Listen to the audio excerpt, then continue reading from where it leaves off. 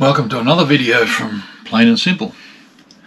We've been back a few days from our short trip, just a shakedown trip to see how all the electrical rebuilds and modifications went, and I'm pleased to say everything went really well, both on power and offline. So thank you to Michael at Voodoo for all your hard work. While the van was in at Michael's, it was in for 6 weeks, and just a couple of small things not related to the original problems.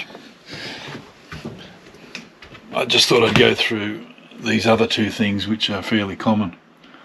First one was the van was sitting around in Michael's yard for 6 weeks, and I hadn't drained out the flushing tank for the Thetford toilet. And if anybody has done the same thing, you'll know if you don't use the right chemicals in the flushing tank, you get a build-up of black mouldy crap in there, and that can jam up the pump. And that's what happened. We got a build-up. So when we came home, before we went on the trip, I was checking everything, and I checked the toilet, pressed the button, and unlike that, nothing happened. So how do you fix that? Well, first thing, you come out to where your canister lives,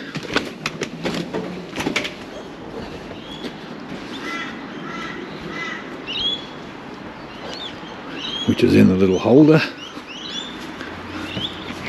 I've taken the canister out to clean it. But in there, I'll try and get the camera in as close as I can.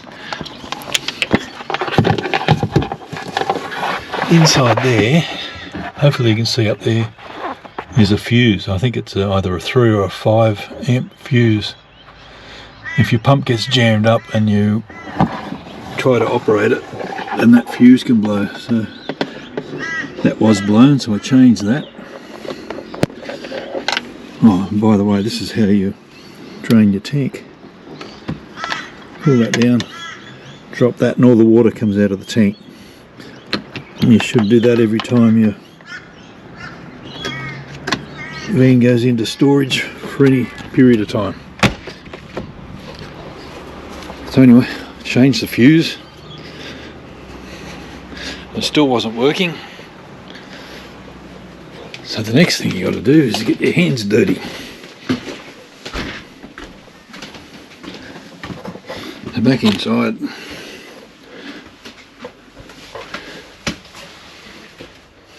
turn the light on, maybe get a bit more light.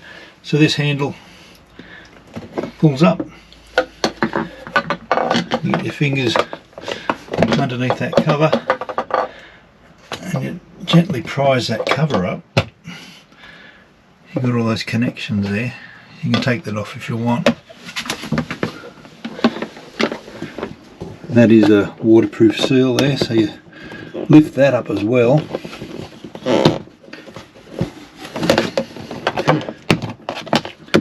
Bit hard to do with one hand. And all that area in there is actually the flushing tank. If you follow that cable down, on the end of that cable, I can't do it with one hand now, you'll find the little inline water pump. So I just grabbed hold of that, pulled it up, spun the little pump around by hand to loosen it up, put a little bit of WD-40 on it, put it back in, press the button, and away it went. So that was all good. I then flushed the tank out, filled it up with water, flushed it out through the drain, flushed the pump, cleaned where the water comes out into the toilet bowl, and fixed that and got as much of the black crap out as I can. But I was using another top tank additive that wasn't the pink Thetford one. I think that's why I got the black stuff in there. So that problem was fixed, and then I found the next one. Now the other problem I had was with the diesel heater, which was a Eberspacher heater. I think that's how you pronounce it.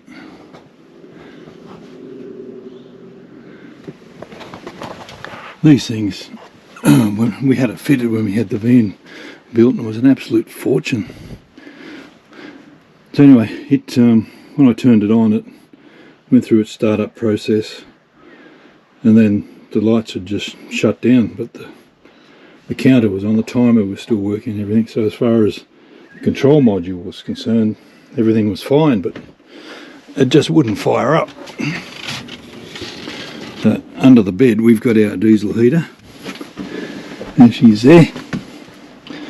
So I replaced, I think it's a 20 and a 5 amp fuse. I think the 5 amp fuse is for the pump that pumps the diesel up, and I think the 20 amp is to run the actual heater itself. I couldn't see whether they were blown because my eyes are too old, so I just replaced them. That didn't make any difference. So then I traced down and tested every contact I could find, and there was power to every part of the pump that I could find. I happened to go out to the caravan place, had to get some more, actually I had to get the top tank fluid for the toilet. So I went out there and I mentioned it to the bloke that sold me the van, the symptoms, and he said, oh, it's probably water in the diesel. And I said, no, it's not water in the diesel. I said, the lights come on and then they just go out, and he just gave me a look. He said, oh well, it's $75 an hour to have a look at it, and then with this pump you can get parts, so bring it in. Anyway, we didn't have time to do that, so I lay in bed for a couple of nights thinking about it, and I thought, well, there's nothing, doesn't seem to be anything wrong.